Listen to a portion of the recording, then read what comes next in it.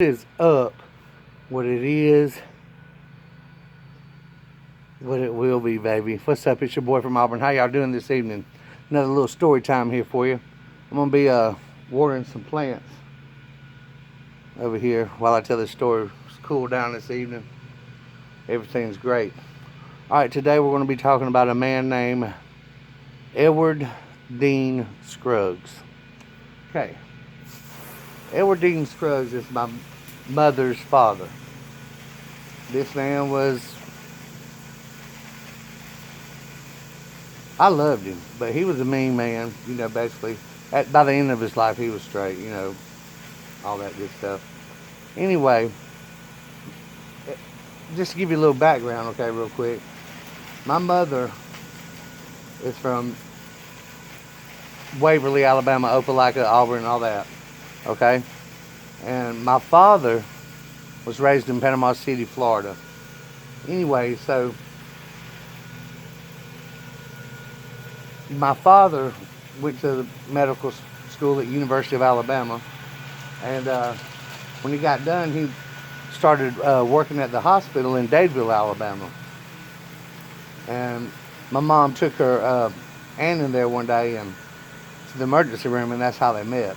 Okay, so anyway, and a little weird coincidental deal, just figured I'd throw it in, don't really matter. My father's father was born in 1906 and passed away Halloween night, 1958, 52 years old. All right.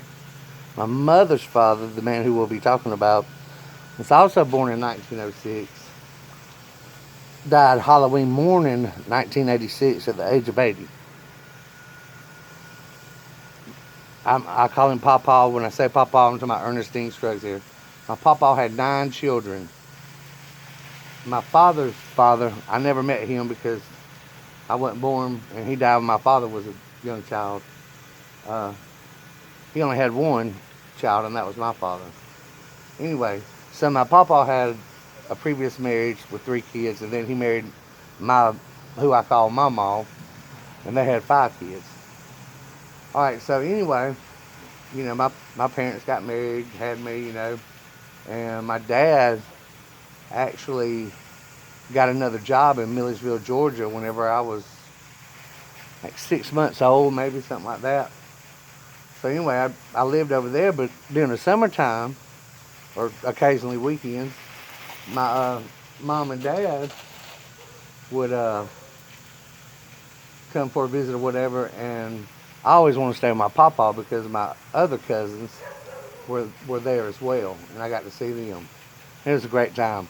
Now we're talking Dadeville, Alabama. I don't know if y'all know about that town, but my grandfather lived in a trailer park, and it was just red dirt everywhere, right?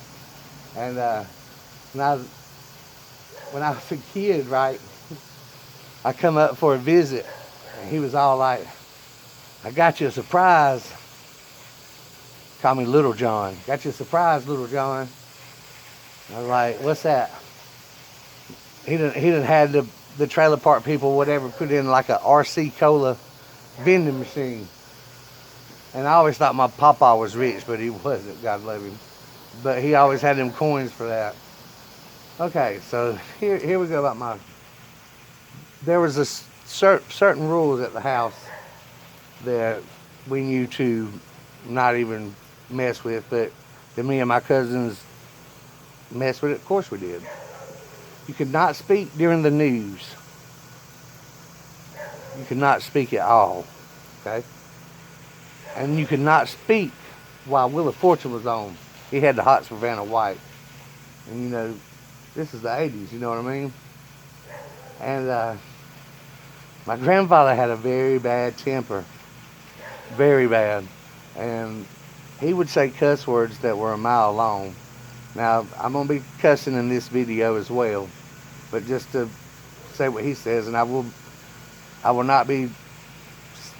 be saying GD a lot too. But I'm not going to say that, I'll just say GD, you know what I'm talking about.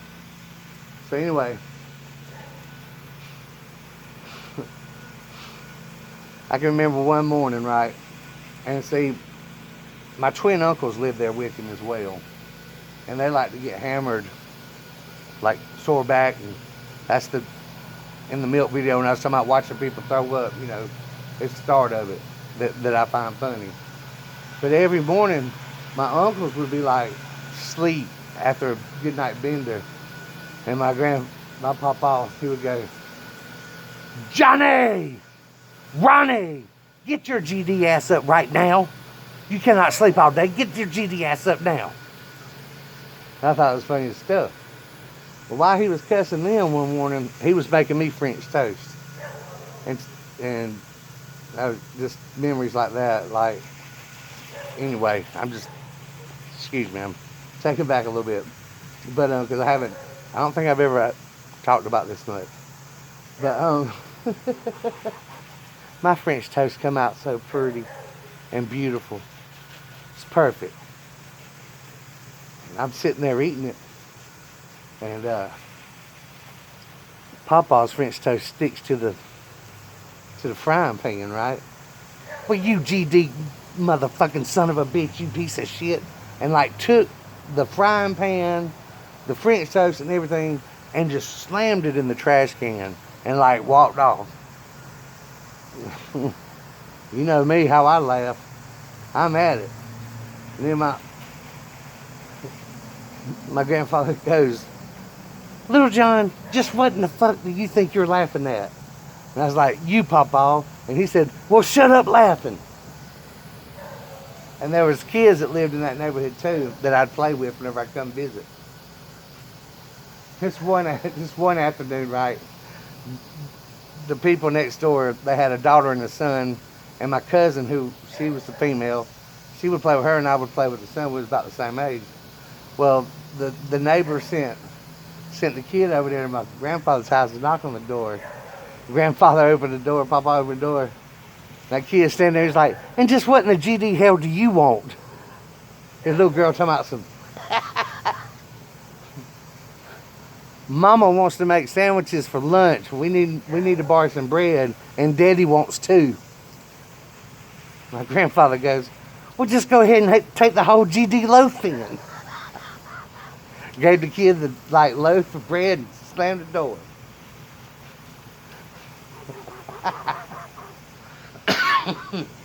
He was a trip. I loved him. I loved him very much.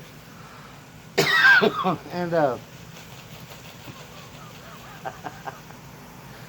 I remember I was real young, and my uncles, the twin uncles I was telling you about, would like hang out with the dude across the trailer park just a little bit, and they'd sit over there and get drunk. And I remember one night, Paw-Paw goes, Little John, yes sir. He's like, I want you to go over there and get them two drunk motherfuckers right now. I was like, sir? He's like, go over there and tell Ronnie and Johnny to get their ass home right GD now. And I was like, what do you want me to go over there and say? He's like, I said go over there and tell Johnny and Ronnie to get their GD ass home right now. And I was like, all right then. So I go over to this man's house, and he was an elderly man, and they would drink beer like there was no tomorrow, right? So I knock on this dude's door, right? He opens it up, and my uncles are sitting there. And they was like, what do you want? And I was like, Paw-Paw said to get your GD ass home right now. And I just turned around and walked out. I thought it was the funniest thing. It's horrible or whatever, but that's the way it was. And, man, just good times. I come up one time and they had me a go-kart, man, and it was ragged out, don't get me wrong. It was ragged out pretty bad, but hey, man, the go-kart and it would run. And one of my other uncle's sons was hanging out there. And to this day, every time I see him, it don't matter. Every time I see him, he's going to tell everybody. They call me John. That's my nickname to the family in Alabama. John, you remember that time you threw me out that that go-kart? And I'll be like, yeah. So this is the story with that. And So I'm driving this go-kart. It was a two-seater. And I'm sitting there and I'm driving this mug like there's no tomorrow. I can actually remember, the bottom of my feet were so tough, I would stick my foot out while I was driving and just let it run across that dirt road. The dirt, you know, trailer park, whatever. And it didn't hurt or nothing. And so I'm driving pretty fast, and my cousin starts telling me to slow down. And so I don't know if he just fell out, or if I made a turn to make him fall out. I don't think I intentionally did it, but I will tell you this. When he fell out, I just looked back, laughed, and kept driving. So, you know, that's what I mean. I mean, you know, that's how that ended up. That's how that ended up. But Ernestine Scruggs was a great man. He left home when he was 10 years old, working in sawmills. Didn't nobody mess with him, man. Didn't mess with him. He was a mean old man. I mean, it wouldn't be nothing for him to get pissed off at the TV and take his cane and just literally beat the shit out of it. You know, so I don't know, just like when I see some traumatic stuff, I don't see it as traumatic, I see it as funny. You know what I mean? He had gotten a new car one time, and this was when my mom and her siblings were young. And the twins had went out there, they were kids, they went out there and turned on the windshield wipers and the radio real loud and everything, you know. Because my grandfather had to get up early to get to the sawmill. He got up early that morning, went out there and opened, you know, turned the key on the car, and the radio's blasting, lights were on, windshield wipers, everything. My grandfather, instead of sitting there just being cool and turning everything off, he gets a hammer and he beats the damn dash until the noise stops. Sure did. Sure did. He surely did. But he was funny. I loved him. He didn't want, you could only bathe on Saturdays.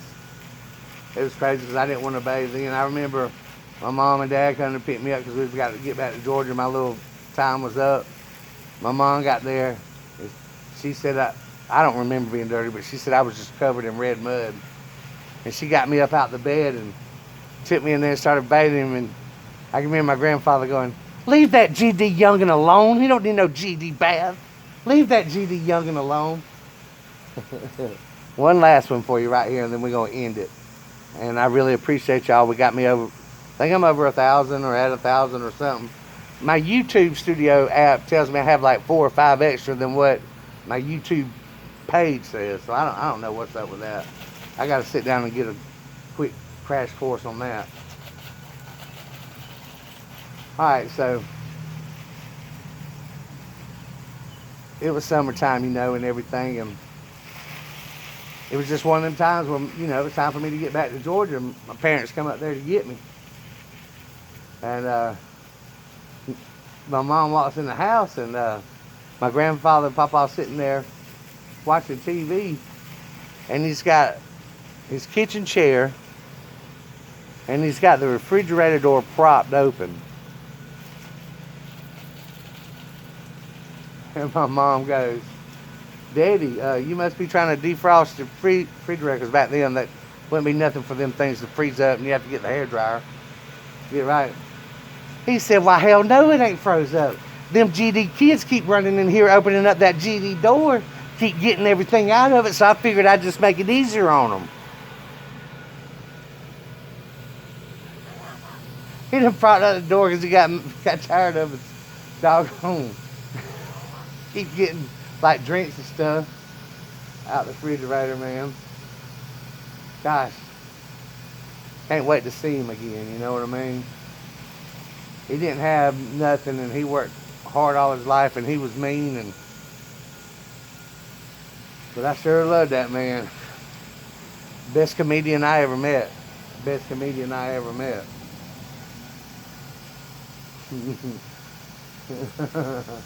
It wouldn't be nothing for him to walk into the kitchen and like let the kitchen sink be full of dirty dishes. And he goes, there's so many GD dishes in this GD sink, you can't even piss in it. And I can't tell you how many appliances he threw out the back door. Maybe we get into that to another time. Anyway, thank y'all very much. Y'all mean a lot to me. I'm just overwhelmed by the love I've been getting. And, you know, even the haters, I forgive them and I love them too, man. I love everybody. And that's what I'm here to do, is spread that love for everybody. You can't face evil with anger. You got to face it with love. Because it ain't the people that we up against. You know what I mean? So anyway, love y'all. Have a good night, and I hope you enjoyed the story. Be good.